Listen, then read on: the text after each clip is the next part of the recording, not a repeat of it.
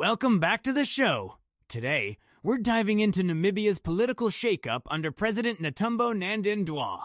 She's Namibia's first female leader and, frankly, she didn't waste a second on photo ops or thank you speeches.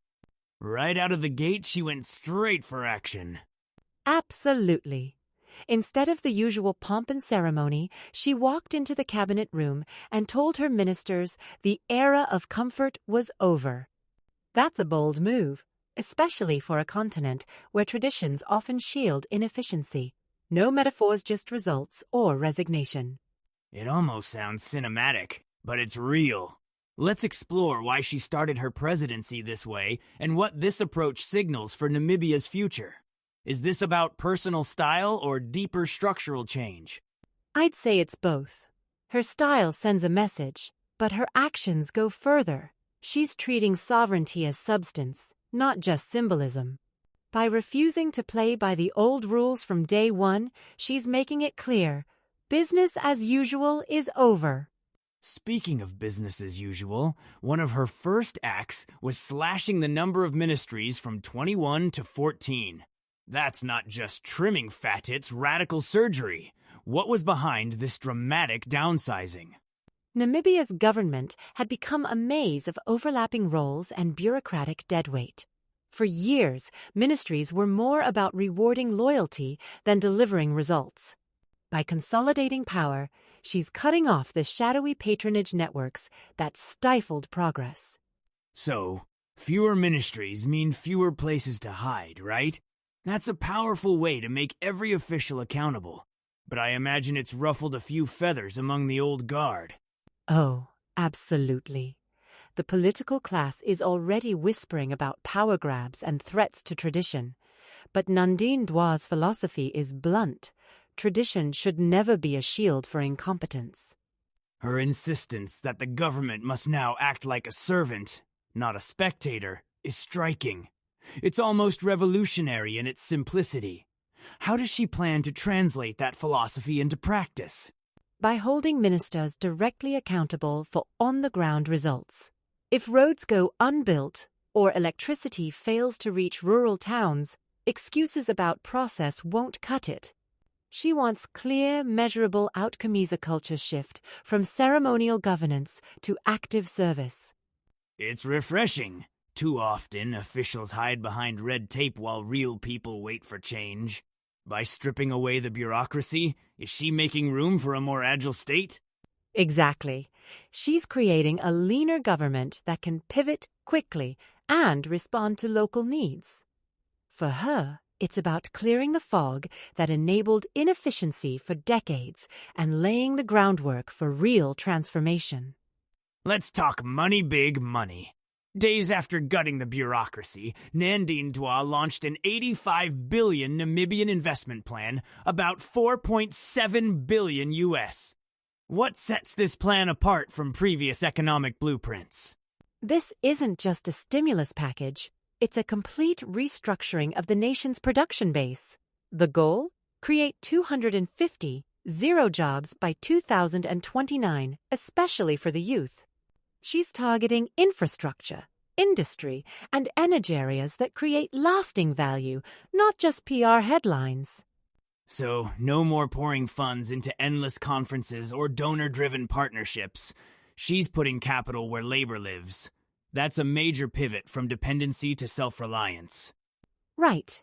The focus is on real, measurable impact-led infrastructure, industrial manufacturing, and, most ambitiously, a shift to renewable energy. Each dollar is tracked. Each project gets a deadline. It's about execution, not just vision. Let's zoom in on infrastructure and manufacturing. Building new roads isn't just about trade, it's about national reintegration. Can you unpack how these projects reshape Namibia's internal dynamics? Sure. By extending roads into isolated areas, she's physically reconnecting regions the state has long neglected. It's not just about moving goods. It's about unifying the country, unlocking new markets, and giving remote communities a stake in national growth. And then there's the manufacturing push. Instead of shipping raw minerals out and importing finished goods, Namibia wants to process and produce locally. That's a huge leap in ownership and economic complexity. Exactly. By developing industrial parks for Namibian companies, she's breaking the cycle of resource dependency. It's a model that could inspire other African nations to retain more value from their natural wealth. Energy is where things get really bold. While most countries cling to oil, Nandin Dwa is betting big on green hydrogen and solar. Why is this such a game changer for Namibia and potentially Africa? Namibia has an abundance of sunlight and land, making it ideal for renewables.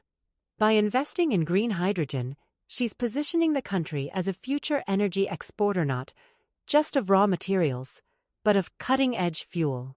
It's an audacious pivot away from fossil dependency. It's also a geopolitical play. European and Asian buyers are already circling, but she's made it clear foreign investment is welcome only if it builds local capacity jobs, training, and ownership. That's right. She refuses to let Namibia become a cheap resource pit. Investors must align with Namibia's interests or miss out. It's high risk, but if it works, it could rewrite Africa's role in the global energy market. Let's not forget her most controversial move, placing Namibia's entire oil and gas sector under direct presidential control. No more ministerial loopholes or third-party deals. That's almost unheard of. What's her endgame here? She wants Namibia to be more than just a supplier of crude. By overseeing contracts at the highest level, she can negotiate better terms, demand local processing, and ensure that oil leaves value behind.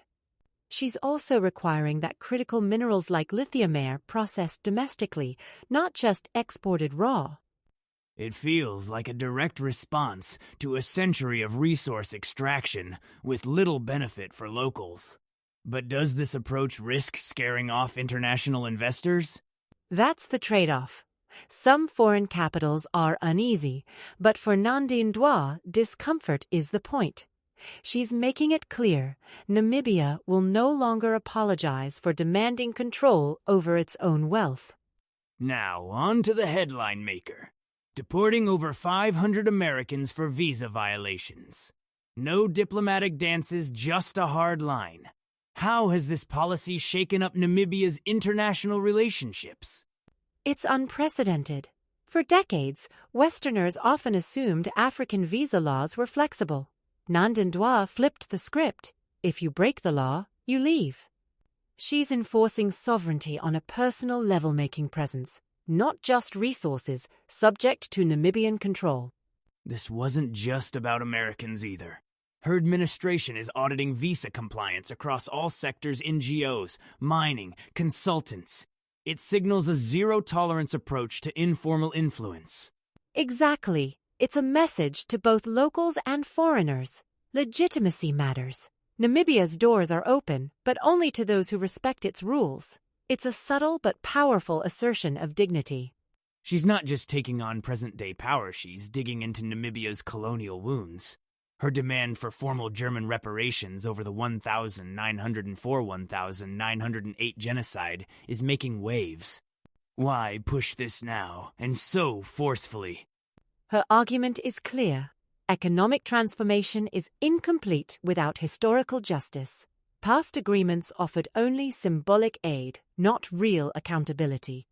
By demanding public apologies and direct reparations, she's reframing the narrative. This isn't charity, it's restitution. Some critics call it idealism, but she's putting it at the center of foreign policy, not as a side note. It's about drawing a line in the post-colonial sand. Yes, and it's also a warning to other nations. Africa can't move forward while old debts go unpaid. She's challenging the world to face uncomfortable truths, not just offer platitudes. All these moves, bureaucratic cuts, economic pivots, sovereignty assertions add up to more than just national policy. Is Nandin Dwa building a prototype for African leadership? Definitely. She's turning Namibia into a case study for pan-African self-reliance. From mechanized super farms to youth training programs, she's showing that African countries can feed themselves, process their own resources, and enforce their own laws. It's unity through evidence, not just rhetoric. And it's not just about economics. She's investing in sports, culture, and grassroots leadership. Her cabinet includes more women, technocrats, and community organizers than ever before. Her leadership style is almost anti-charismatic, no shouting, no waiting for foreign validation. She moves quietly but decisively, and that's resonating far beyond Namibia. Others are watching, taking notes, and who knows, maybe preparing to follow suit. As we wrap up, let's touch on Namibia's new diplomatic posture. The country's gone from cautious negotiator to assertive partner. How has Nandin Dwa changed Namibia's stance in global forums? She's rewriting the playbook. Namibia no longer speaks the language of requests, but of partnership offers. It's not we need, but we have let's talk. Whether it's green hydrogen or critical minerals, she's inviting deals on Namibia's terms. That's a seismic shift for any post-colonial state. Instead of gratitude for crumbs, it's a demand for mutual respect. Could this be the spark for broader continental change? If Namibia succeeds, it could break the myth that African nations can't chart their own course. Nandin Dwa's presidency isn't just a national experiment, it's a challenge to Africa and maybe the world to rethink what true sovereignty looks like.